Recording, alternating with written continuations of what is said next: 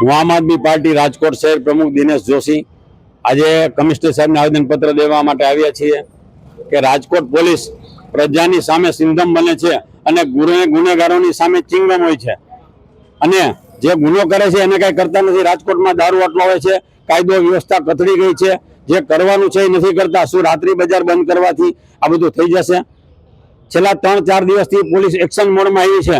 ખરેખર પોલીસે 365 દિવસ એક્શન મોડમાં રહેવાનું હોય, એક દિવસ માટે નહીં।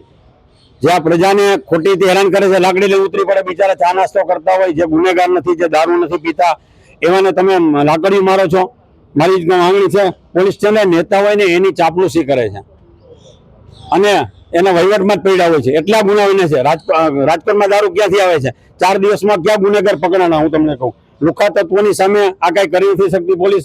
અને પોલીસ છે જે ગુનેગારોને ખરેખર ગુનેગારો છે એની અમે ક્યાં કેસ થયા બતાવો મને? આટલા ટાઈમમાં એક પણ કેસ નથી થયો અને રાજકોટને ગ્રાઉન્ડ લાગી ગયું છે।